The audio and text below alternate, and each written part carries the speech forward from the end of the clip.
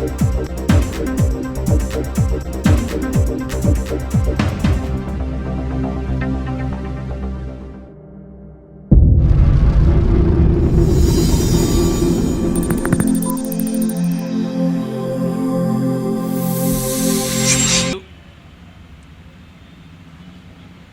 Party జాతీయ అధ్యక్షులు మాజీ ముఖ్యమంత్రి వర్యులు వైఎస్ జగన్మోహన్ రెడ్డి గారి ఆదేశాల మేరకు 13వ తారీఖుని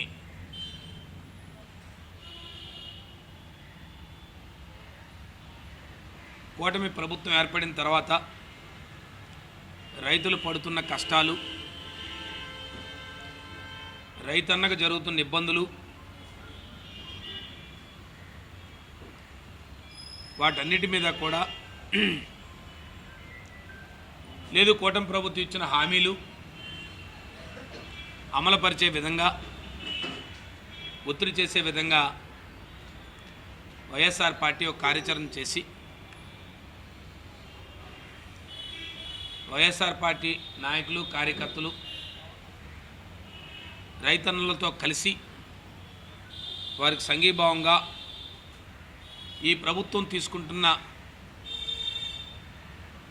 రైతు వ్యతిరేక విధానాలకి నిరసనగా తెలియజేస్తూ జిల్లా కలెక్టర్కి ఒక మెమరాండం సమర్పించాలని చెప్పి పార్టీ ఆదేశాలు జారీ చేసింది.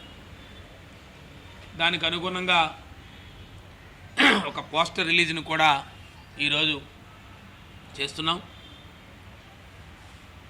రేపు 13వ తారీఖుని ఈ కార్యక్రమం విజయవంతం చేయాలని ఇప్పటికే జిల్లా స్థాయిలో గౌరవనీయులు పెద్దలు మా శాసనమండలి సభ్యులు ప్రతిపక్ష నేత అయినటువంటి బొత్స సత్యనారాయణ గారి నేతృత్వంలో ఉమ్మడి విజయనగరం జిల్లాలు, ఇటు విజయనగరం జిల్లా అటు పార్తీపురం మన్యం జిల్లా 2 జిల్లాలతో కలిపి ముఖ్యమైన నాయకులకి, ప్రజాప్రతినిధులకి వారు సూచనలు ఇవ్వడం జరిగింది.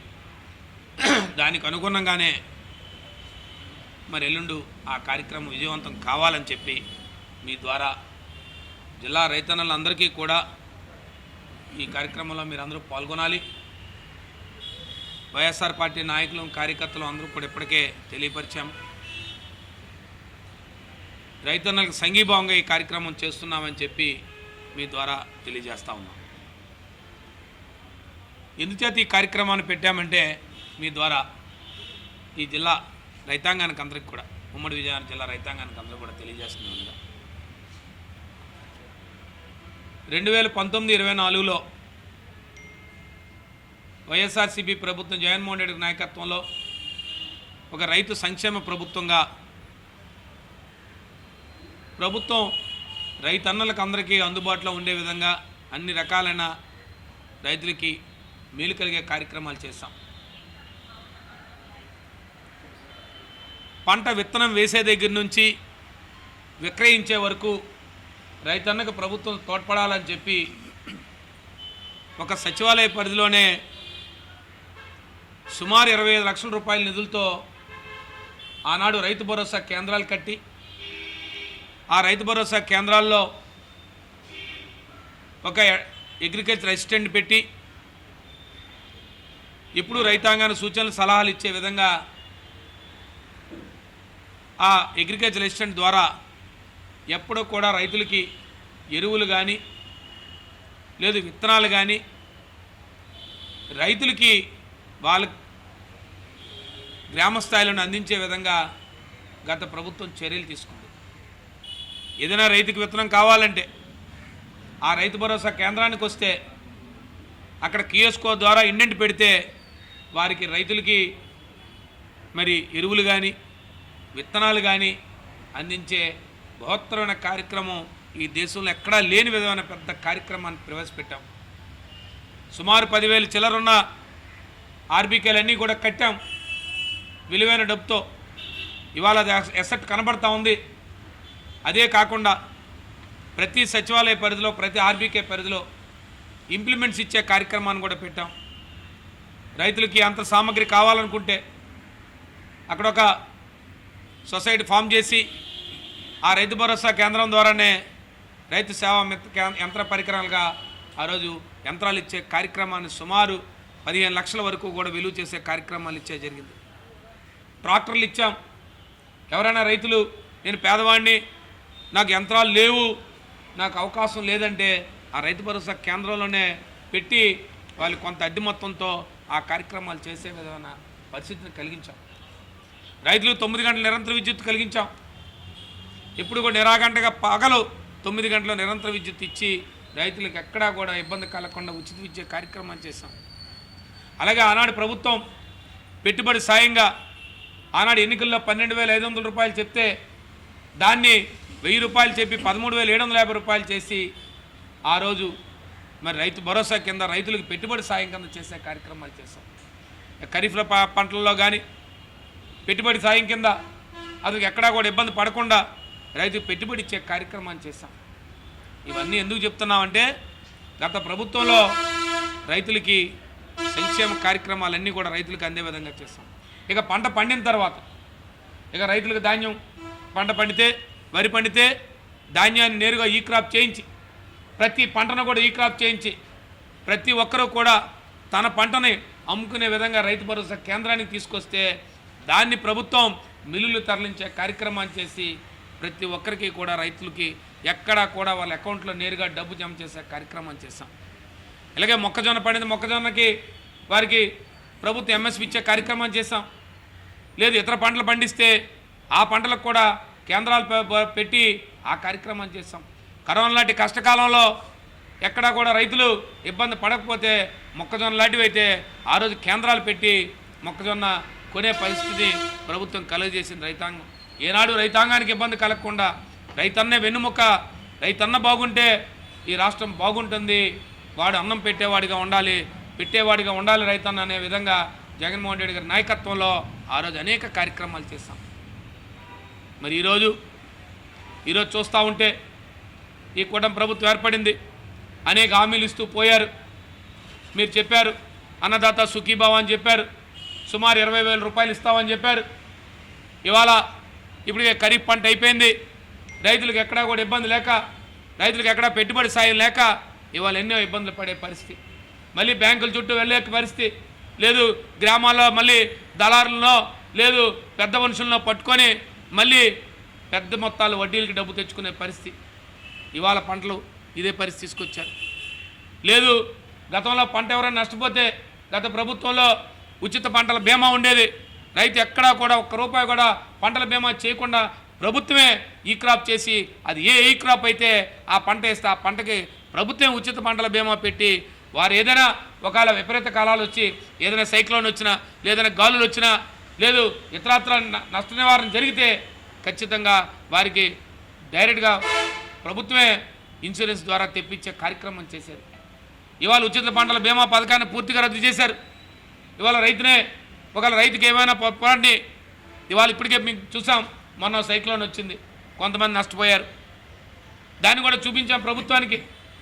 కేవలం ముఖ్యమంత్రి గారు ఎక్కడైనా పంట ధాన్యం తడిసిపోతే కొనండి అని చెప్పారు తప్పించి ఈ జిల్లాలో నాకు తెలిసి ఒక్క క్వింటా బస్తా కూడా తడిసిన ధాన్యాన్ని కొనే పరిస్థితి ఎక్కడ కనపడలేదు. ప్రభుత్వం ఎన్యూమినేషన్ చేసింది కానీ విధి విధానాలు ఎక్కడా కూడా ప్రకటించలేదు. మరలా ఇంకా నిన్న మొన్న కూడా అనౌన్స్ చేశారు. మరి అదృష్టవశాత్తు ఆ కార్యక్రమం జరగలేదు కాబట్టి భగవంతుడు మన యందు మంచిగా ఉండి ఆ సైక్లం కరగలేదు, రైతులకు కొంత వెసులుబాటు కలిగే పరిస్థితి కనపడతా ఉంది. ఇవాళ ఒక పక్క అన్నదాత సుఖీభావ ఏదైతే మీరు అన్నదాతను సుఖంగా ఉంచుతామని చెప్పిన ఏదో కార్యక్రమం పెట్టారో ఇవాళ రైతులకు పెట్టుబడి సాయం కిందే మీరు 20,000 రూపాయలు చెప్పారో ఆ కార్యక్రమం చేయలే. ఉచిత పంటల బీమా పథకం పూర్తిగా నిర్వీర్యం అయిపోయింది. 9 గంటల నిరంతర విద్యుత్తు ఇవాళ కరెంట్ ఎప్పుడు వస్తుందో పోతుందో తెలియని పరిస్థితి. ఇవాళ రైతులకి గతంలో రైతు భరోసా కేంద్రాలు దాన్నే మీరు రైతు సేవా కేంద్రాలు పేరు మార్చారు, మంచిదే, మేమే కార్యక్రమం కాదనం, మీ ప్రభుత్వం మీ ఇష్టం.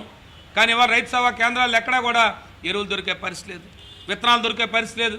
మళ్ళీ రైతులు వచ్చి బ్లాకుల్లోనే మేము ఎరువులు కొనే పరిస్థితి మేము అనేక సమావేశాల్లో లేవనెత్తి చెప్పాం, అనేక సార్లు అధికారుల దృష్టికి కూడా తీసుకొచ్చాం. మళ్ళీ వాళ్ళు బ్లాక్ మార్కెట్లోకి వెళ్ళిపోయి మళ్ళీ అత్యధికమైన రేట్లతో కొనే పరిస్థితి, ఎక్కడా కూడా ఎరువులు రైతు సేవా కేంద్రాల్లో దొరకలేని పరిస్థితి. ఇవాళ యంత్ర సామగ్రి తాలూకా ఏదైతే స్కీమ్ ఉందో ఆ స్కీమ్ కూడా ఇవాళ ఇంప్లిమెంటేషన్ ఇప్పటికి వచ్చి ఎలాంటి గైడ్లైన్స్ లేవు. ఇవన్నిటినీ దృష్ట్యా తీసుకుంటే ఇవాళ జిల్లాలో తీసుకుంటే ఇవాళ జిల్లాలో సుమారుగా ఏదో అధికారులు చెప్తున్నారు 3 లక్షల పైచిలుక ఇవాళ ధాన్యాన్ని కొనుగోలు చేస్తామని చెప్పి ఇవాళ నేరుగా చూస్తే ఈ సమయానికి చూస్తే ఇవాళ ఈ సంవత్సరం నెల రోజుల ముందు క్రాప్ అడ్వాన్స్ అయింది. ఇవాళ వరి క్రాప్ ఈ సంవత్సరం నెల ముందు అడ్వాన్స్ అయింది. కానీ వాళ్ళకి చూస్తూ ఉంటే సుమారుగా 60,000, 70,000, 80,000 తప్ప ఇవాళ ఎక్కడా లేదు. ఎక్కడా రైతాంగం అంతా కూడా నేరుగా దళారుల ద్వారా ఇవాళ ధాన్యాన్ని కొనుక్కుని వెళ్ళే పరిస్థితి. ఎక్కడా కూడా ఇవాళ ప్రభుత్వం తరలించే పరిస్థితి లేదు, ధాన్యాన్ని కొనుక్కునే పరిస్థితి లేదు. ఇవాళ ప్రభుత్వంకి ఈ జిల్లా అవసరాలకు కూడా ఈ ప్రభుత్వం సేకరణ చేయగలుగుతుందా అనే అనుమానం కలిగే పరిస్థితి వాళ్ళు కలుగుతూ ఉంది. వీటన్నిటిని దృష్టిలో పెట్టుకొని ఇవాళ అన్నదాతని పూర్తిగా నట్టేట ముంచారు. ఇవాళ అన్నదాత చాలా కష్టకాలం ఉన్నాడు. ఈ ప్రభుత్వం దృష్టికి తీసుకురావాలని, ఈ ప్రభుత్వం మీద ఒత్తిడి తీసుకురావాలని మీరు ఇచ్చిన హామీలు ఏవైతే ఉన్నాయో, మీరు చెప్పిన 20,000 రూపాయలు పెట్టుబడి సాయం అవనివ్వండి, లేదు రైతులకు మళ్ళీ ఉచిత పంటల బీమా పెట్టాలని, లేదు ధాన్యాన్ని మీరు ప్రభుత్వం నేరుగా పూర్తిగా కొనాలని, మద్దతు ధర ప్రకటించాలని, ఇవాళ ఇవన్నిటిని పెట్టుకొని ఇవాళ ప్రభుత్వం ఏదైతే ఈ 6 నెలల కాలంగా ఈ ప్రభుత్వం రైతులకు వ్యతిరేక కార్యక్రమాలు చేసిందో అవన్నిటినీ కూడా పునరాలోచన చేసుకొని ఈ రైతుని మళ్ళీ నిలబెట్టే విధంగా, ముఖ్యంగా విజయనగరం లాంటి ప్రాంతాలు అయితే పూర్తిగా వ్యవసాయ ఆధారిత ప్రాంతాలు. ఈ ప్రాంతంలో వ్యవసాయమే ప్రధానమైన మనకు ఇది పని, ప్రధానమైన ఆదాయము, రైతులకు ఇదే పని. ఈ కార్యక్రమంలో రైతులు ఇబ్బంది పట్టకుండా రైతులకు మంచి జరగాలని చెప్పి, ఈ ప్రభుత్వం మీద ఒత్తిడి తీసుకురావాలని చెప్పి, రైతులకు మీరు ఏదైతే ఇచ్చిన హామీలు అమలుపరచాలని చెప్పి మేమంతా కూడా రేపు 13వ తారీఖుని ఈ కార్యక్రమం చేసే విధంగా. మేము ఎందుకు చెప్తున్నామంటే ఇవన్నీ కూడా గతంలో అధికారులు ఏమి ఎప్పుడైనా జిల్లాల్లో అధికారులు పనిచేసే అధికారులు, రాష్ట్రంలో ఎక్కడున్న అధికారులు ఏం మార్పు లేదు. అధికారులు పనిచేస్తూ ఉన్నారు, కానీ వారితో ఎక్కడా కూడా ప్రజాప్రతినిధులు ఎక్కడా కూడా పనిచేసే విధానం లేదు. ఇవాళ మీ దృష్టికి తీసుకొస్తాను. నేను ఇవాళ విజయనగరం డిఆర్సీ మీటింగ్లో ఆ రోజు లేవనెత్తాను. నిన్న మన్యం డిఆర్సీలో లేవనెత్తి 2 ఇన్ఛార్జి మంత్రుల దృష్టికి తీసుకొచ్చాను. ఈ జిల్లాలో చెరుకు పంట పండుతూ ఉంది. ఇప్పటికే 2 ఫ్యాక్టరీలు నిర్వీర్యం అయిపోయాయి. అయినప్పుడు కూడా రైతాంగం చెరుకు పంటలు పండిస్తుంది. చెరుకు పంట పండించిన భీమసింగి ప్రాంతం అయితేనేమి, అటు బొబ్బిలి ప్రాంతం ఏదైతే ఎన్సీఎస్ షుగర్స్ ప్రాంతం అయితేనేమి, ఈ 2 షుగర్ ఫ్యాక్టరీల్లో ఏదైతే రైతులు పంటలు పండించే చెరుకుందో ఆ రైతాంగానికి ఎప్పుడు కూడా రైతుకి ఏదైతే చెరుకు టన్ను ధరని నిర్ణయించే అధికారం ఆ రోజు జిల్లా స్థాయిలో జరిగేది. ఇక్కడ విజయనగరం జిల్లాలో జిల్లా కలెక్టర్ నేతృత్వంలో ఆ రోజు ప్రజాప్రతినిధులందరినీ కూర్చోబెట్టుకొని, ఆ రోజు ఆ ప్రాంతంలో ఉన్న రైతాంగాన్ని కూర్చోబెట్టుకొని అక్కడ ఉన్న పరిస్థితులు ఏంటని చెప్పి సంకిల్ ఫ్యాక్టరీలో ఈఏడి ఫ్యాక్టరీ మేనేజ్మెంట్ వాళ్ళు కూర్చోబెట్టుకొని ఆ కార్యక్రమాన్ని ఏదైతే government of India NCDC rate ఇస్తుందో ఆ రేటుకి మీరు ఎక్కడ తోనికి యంత్రాలు ఎక్కడైతే మీరు ఖాతాలు పెడతారో, ఎక్కడ మీ ఇక్కడి నుంచి మీరు చెరుకును కలెక్ట్ చేస్తారు, రైతులకు ఇన్సెంటివ్ ఎంత ఇస్తారు, రైతులకి మీరు ఏ సీడ్ ఎంత ఇస్తారు, ఏ రకంగా జోన్స్ని అనౌన్స్ చేస్తున్నాము ఏ ప్రాంతాలకు అని చెప్పి మేమన్నీ కూడా మొరాలిటీస్ అన్నీ కూడా ఫామ్ చేసేవారు. ఈ సంవత్సరం ఆ కార్యక్రమం లేదు. నేను అధికారుల దృష్టికి తీసుకొచ్చాను. ఇవాళ మేనేజ్మెంటే డైరెక్ట్గా రేట్ అనౌన్స్ చేస్తుంది, మేము చెరుకు రైతు రేట్ ఎంత ఇస్తున్నాం టన్నుకి అని చెప్పి. మరి ప్రభుత్వం ఏం చేస్తుంది? గతంలో మేము 5 సంవత్సరాల కాలంగా ఎప్పుడు కూడా ధర నిర్ణయించేది కలెక్టర్ గారు, జిల్లా మంత్రి గారు, పెద్దలు సత్యబాబు గారి నేతృత్వంలో ఆనాడు నిర్ణయించేవాళ్ళు రేట్లు. ఆ రోజు రైతాంగాన్ని కూర్చోబెట్టి నేరుగా ధైర్యంగా మేము ముందుకు వచ్చి ఇవాళ నుంచి రైతులకు చెరుకు టన్ను ధర ఈ రకంగా ఇస్తున్నాం. ఇగో భీమసింగ ప్రాంతంలో మీ చెరుకుని ఈ కాటాలకు తీసుకెళ్ళండి, మీ ప్రాంతం నుంచి ఆ ఫ్యాక్టరీ వాళ్ళు తీసుకెళ్తారని చెప్పి ఆ రోజు చెప్పేవాళ్ళు. లేదు ఎన్సీఎస్ షుగర్స్ ప్రాంతంలో అటు సీతానగరం కానీ, బొబ్బిలి కానీ, అటు సాలూరు కానీ ఆ ప్రాంతాల్లో ఉన్న 3 నియోజకవర్గాల్లో ఆ ప్రాంతాల్లో చెప్పేవాళ్ళు కాటాలు ఎక్కడ ఉన్నాయని. ఇవాళ చూశాను పబ్బిల్లో, ఇవాళ ఎక్కడ చూసిన అవస్థల్లో చెరుకు రైతు అని చెప్పి ఇవాళ అన్ని పేపర్లో నేను చూశాను, చాలా పత్రికల్లో. పత్రికా సోదరులు అందరూ కూడా ఇవాళ చెరుకు రైతుల తాలూకు అవస్థలను అంతా కూడా తీసుకొచ్చి చేశారు, కానీ ఎవరు కూడా స్పందించే పరిస్థితి లేదు. జిల్లాలో మంత్రులు ఏమయ్యారో తెలియదు, ఎవరు కూడా రివ్యూ చేయరు. ప్రైవేట్ మేనేజ్మెంట్ వాడి ఇష్టాచారం వాడు వచ్చి రేట్ అనౌన్స్ చేసి పోతున్నాడు. ఇవన్నీ ఎందుకు చెప్తా ఉన్నామంటే ఇదంతా కూడా ప్రభుత్వం దృష్టికి తీసుకురావాలని. ఇదేదో ఈ ఒక్కరోజు అయిపోయే పని కాదు, మళ్ళీ వచ్చే సీజన్స్ వస్తాయి. లేదు ఈ సీజన్స్లోనే రివ్యూ చేయండి. ఇవాళ చెరుకు సీజన్ రివ్యూ చేయండి. నేను డిఆర్సీలో చెప్పాను, అచ్చెన్నాయుడు దృష్టికి తీసుకొచ్చాను, ఇక్కడ వచ్చి హోంమంత్రి గారు మంత్రి గారి దృష్టికి తీసుకొచ్చాను. రివ్యూ చేయండి అని చెప్పాం, రివ్యూ చేసి రైతులకి ఏ రకంగా గిట్టుబాటు ధర అందిస్తామో ప్రతి ఒక్కరు కూడా చేయండి అని చెప్పి ఆ కార్యక్రమాన్ని చేస్తాం.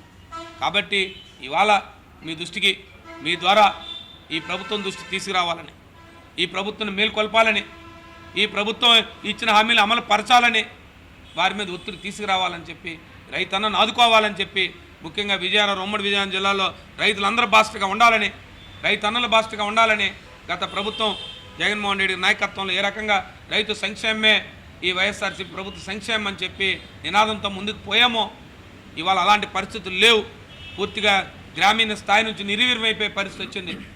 మన రైతు సభ కేంద్రాలు నిర్వీర్యమైపోయి ఇవాళ విఎస్లు ఎక్కడున్నారో తెలియదు, ఏ రకంగా ప్రొక్యూర్మెంట్ జరుగుతుందో తెలియదు, ఎవరు దీన్ని రివ్యూ చేసి ఇవాళ ధాన్యం కొనుగోలు కేంద్రాలు ఇవన్నిటినీ ప్రభుత్వం దృష్టికి రావాలని చెప్పి, ప్రభుత్వం దృష్టికి తీసుకెళ్లాలని చెప్పి ఎల్లుండి కార్యక్రమం జరుగుతూ ఉంది.